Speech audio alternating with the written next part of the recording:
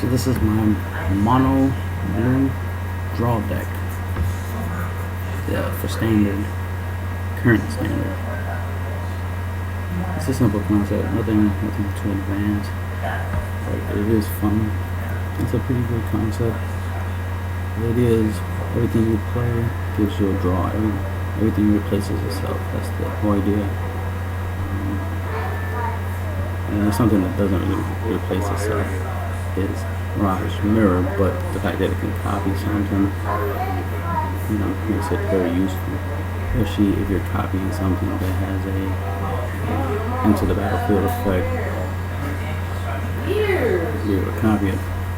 This is just a good tech card. This is not like part of the deck's main strategy. It's just a good tech card that I like. It's like, oh, it's a pretty decent card. It becomes a copy of a target artifact, creature, enchantment, or land until end of turn. So that can definitely help when you're playing, in case you need to make a copy of a Tomahawk or something, right? This would be pretty decent. Let's go with the basic concept of the deck. It's just Guy's Sage. He has prowess. Whenever you cast a non-creature spell, he gets +1/+1 till end of turn. So he could get a little stronger when you play your spells. He costs 2 to cast.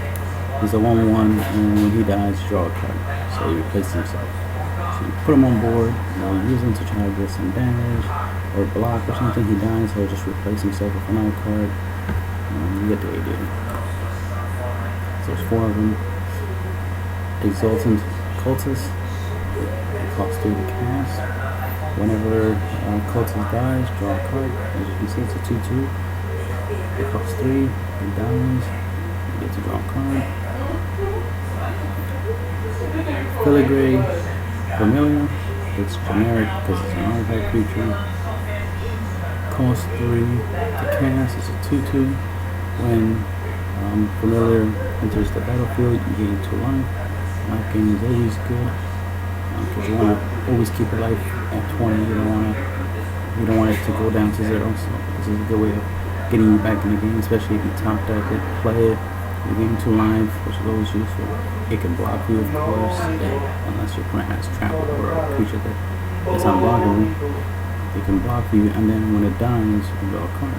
As you can see, part of that theme, creatures die, you draw, right?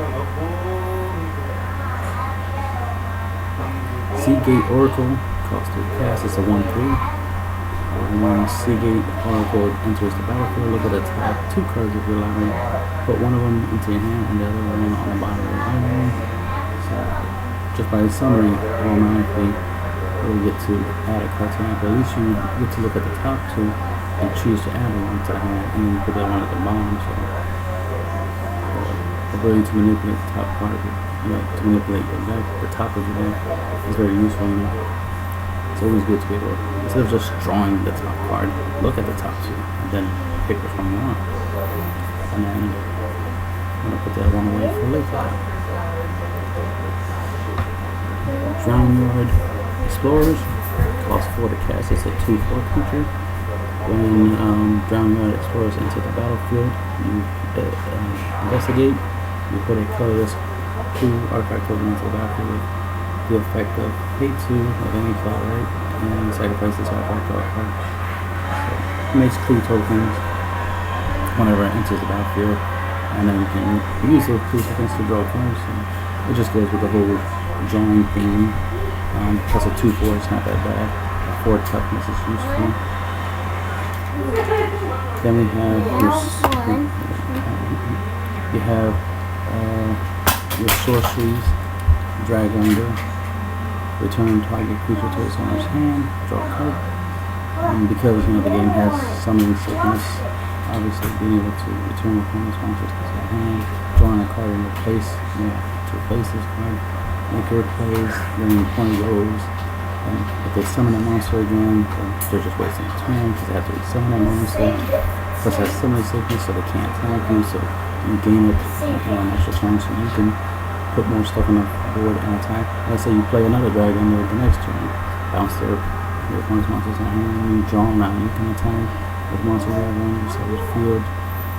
And before he gets to put back the normal ones on the field. And yeah, obviously it's a good removal spell.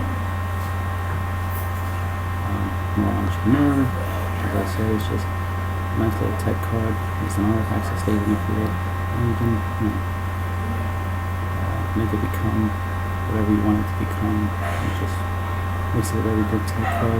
Like the ability to copy somebody's enchantment or artifact, and then use the effect of that artifact for your own benefits. So it's useful.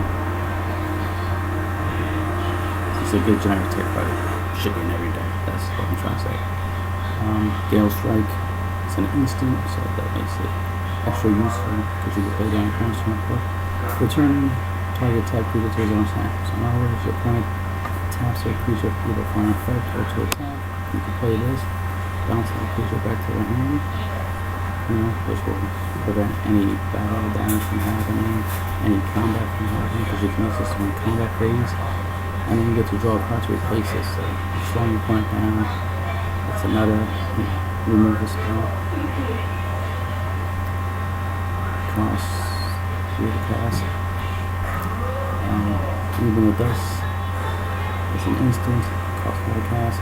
Return target non-land opponent to their own hand. So this is a good removal for anything on the field other than creatures. So creatures deal damage, but it could be something problematic on the field. It could be like a Grisly Prison or something to prevent you from attacking. You can use this to get rid of it. You can use this against planeswalkers and so on, so obviously it's a good card. And it replaces itself. And since it's an instant, you play it on the player's turn. Think about the fact that your opponent plays a card, like let's say tap the mana to cast a planeswalker, right? And then you play this as an instant to bounce that planeswalker back to their hand. It's almost the same as countering it, because they don't have it on the field to use or to do whatever they want with it. And then because this has the effect to draw, you didn't lose anything by doing so. So slowing your opponent down greatly, and slowing your opponent down is awesome. Plus by bouncing the card back to your opponent's hand, you'll be able to build an inspection, which is to counter a target spell later on in case they try to play that card again. You have this, you can counter. And then draw a card and discard a card. This is more of deck playing than just flat draw, but this deck draws so much, you'll have enough cards to discard for this card's effect anyway. And gotta have a counter spell. You never know. If the opponent plays a very powerful spell card for them to win, they're gonna need a way to stop them. There's other cards I would like to play instead, but because it's a standard, I won't be able to use the other cards that I actually have in my real deck that I play for fun. So these are the standard legal cards that I can use for this design. I definitely don't have Mirage Mirror in real life, but I'm definitely getting some. Of course, the Ball and Walls. I play 4 of them on every one of my decks. Land, thinning. It's a way of turning my deck from 60 into essentially theoretically a 52 card deck. Because every one of these evolving wants search aloud, an island, so search. You play all 4 of them, you get 4 lands, that's 8 lands, out to your deck, that's not in your deck, which means you only have the remaining 12 lands in your deck, plus the 40 cards your opponent has 52, and then you take the count and you draw 7, so 52 is 7, so it's 45 cards,